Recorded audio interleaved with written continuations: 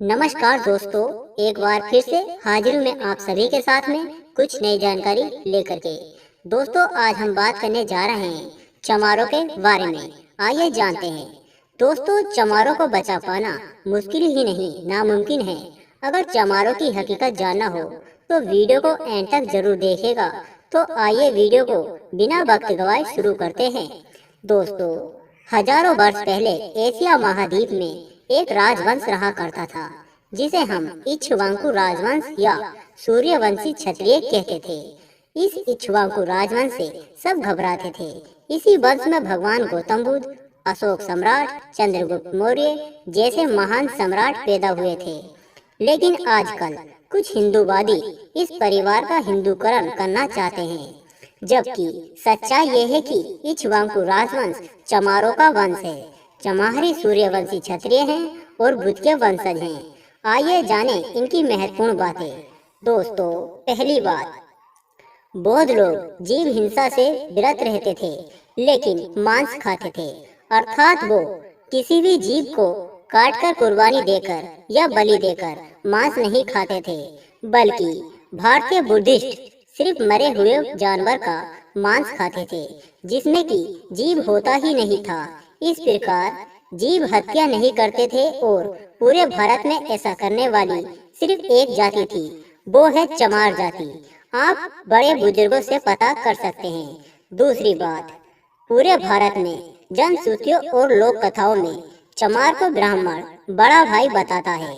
क्योंकि ब्राह्मण हिंदू धर्म का मुखिया है तो चमार बौद्ध धर्म का मुखिया है, इसलिए चमारों की शादी में पंडित नहीं बुलाया जाता है। तीसरी बात, रामायण में और कुम्भरालिक भट्ट की किताबों में बुद्ध को शूद्र लिखा गया है और रियल में भी चमार को मुख्य शूद्र माना गया है। अन्य जाति कभी निशाने पर नहीं रही। चौथी बात, समस्त जातियों में सिर्फ चमार जाति ही ऐसी है जो गरीब होने के बावजूद अपनी आन शान पर मिटती है और इसी जाति में आज भी राजी साहिब गुण झलकते हैं। पांचवी बात, चमारों का घर गांव के बाहर अक्सर होता है क्योंकि चमार गांव के राजा होते थे।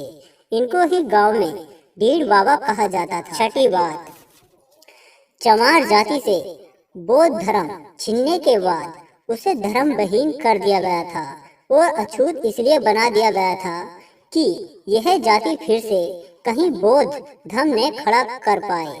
सातवीं बात, चमार जाति की शिक्षा पर रोक इसलिए लगाई गई थी कि वह अनपढ़ रहेगा तो खुद को चमार अछूत समझेगा, कभी यह नहीं जान पाएगा कि चमार एक राजशाही खून है। इसलिए चमारों की शिक्षा पर रोक लगाई थी कि चमार शिक्षा पाएगा तो फिर से बौद्ध धर्म खड़ा कर देगा। आठवीं बात, चमार खुद को इसलिए चमार कहलाना पसंद नहीं करते थे क्योंकि चमार इनका नाम ही नहीं है। इनका नाम तो सूर्यवंशी क्षत्रिय था, इसलिए चमार आज भी खुद को चमार कहने पर भड़क जाते हैं और लड़ाइयाँ हो जाती हैं। नवी बात, ब्राह्मणों में जिस तरह शुक्ल शर्मा आदि समर्थक जातियां हैं, चमारों की भी समर्थक जातियां थी, जैसे कि कोरी चमार, नोनिया चमार, तांती चमार, दुसाध चमार, पासी चमार आदि। लेकिन चमारों की सत्ता विलुप्त होने के बाद इन सबको फूट पड़ गई थी। 10वीं बात, जो भी जातियां आर्य नहीं थी वो चमार कहलाती थी और ऐसा आज भी है, चाहे मौर्य हो या नोनिया या दुसाध हो या अन्य शूद्र ब्राह्मण, सबको चमार ही कहता था। ये सारी बातें जो ऊपर लिखी गई हैं, ये बर्मा और तिब्बत के बौद्ध ग्रंथों में इसका प्रमाण है।